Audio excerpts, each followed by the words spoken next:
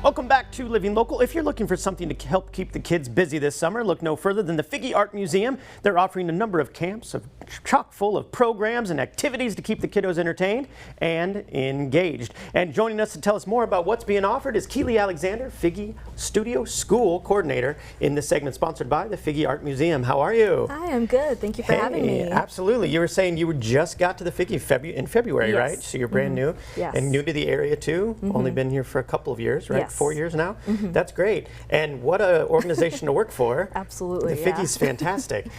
So let's talk about the different classes that are offered, because you guys offer so much. When I was on the website, I couldn't believe how much that I didn't know about. So let's talk about that. Yeah, absolutely. We offer a wide variety of camps and classes.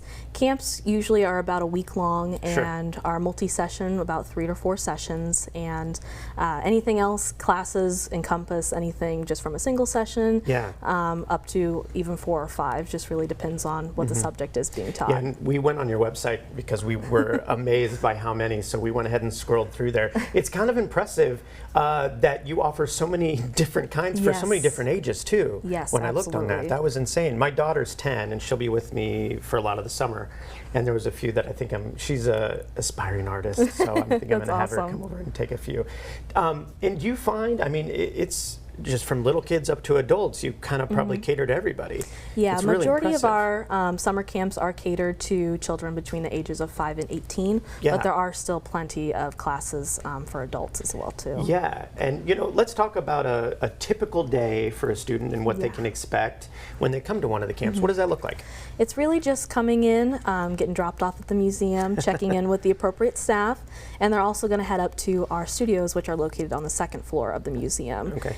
And everything is already prepped for them, and every single day they're either going to be working on a brand new project related to their class, or they will be doing one big project that'll last the entirety of the camp. Yeah. So you're new to the Figge, but obviously you've heard tell of the popular classes. What classes are coming back this year, and what camps I guess are also coming back? So one of our most popular classes from last year was called Dragon Camp, and all right. So yeah, pretty much just any type of project related to dragons, and we are bringing that one back. There's 2 sessions being held in July, and then we also have some independent study classes, cartooning, figure drawing, as well as some portfolio preparation classes for high school students if they're interested in pursuing art in college. So a dragon class. Yes. Let's talk about that for a little bit, because that's an interesting piece of folklore. Yes. Do you is it like primarily a drawing of the dragon class? Or no, they're exploring all different types of mediums. So last year they did some t-shirt making, even some print making, working in clay, drawing. It's kind of a free-for-all, and just trying to explore everything, and dragons are the main focus, inspiration. Can I pitch a class to you? Sure. While we have some time to talk about this. Now, there's a little piece of folklore that we like to explore here on Living Local, and I really think it's hitting the stride in the pop culture. But it's Bigfoot, Sasquatch. Oh my gosh! Can you imagine all of the things that you're going to get out of that? If you had it, I'd be there. Like a cryptid type of class. Right. That's what I'm saying. Like, you study the underbelly of, anyway. Mythological creatures. Yeah, let's make it happen. That's what I'm saying. I'll come to the board meeting. I'll pitch it myself. But let's. You mentioned the classes for adults too. Let's talk about some of those. Yeah, absolutely. So they can be anywhere from ranging, beginner classes, 101 type classes if you're just looking for something new to learn that you can get done in a class or 2.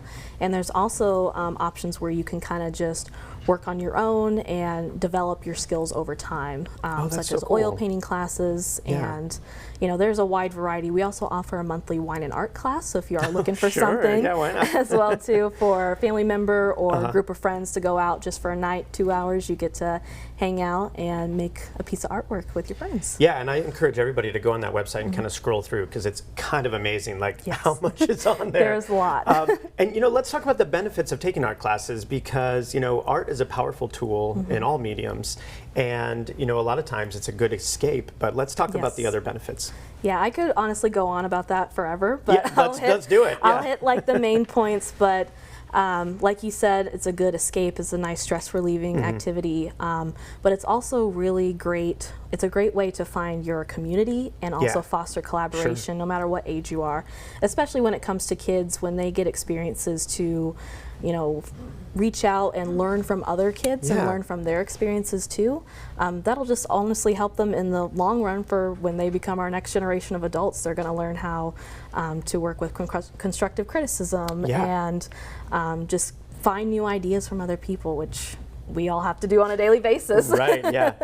So, you know, you being the studio school coordinator, what's your background? Is it in art? Like, are you a painter? Are you an artist of some sort? So I just recently graduated with my degree in art history. Okay, but I also had minors in art and museum studies and all that. I'm very much an artist, though. I try to keep up with it in my free time, and I'm the type of person who wants to explore everything too. So not just a drawer, not just a painter.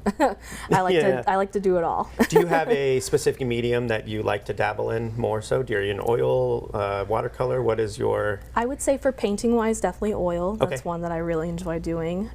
Drawing charcoal is very fun.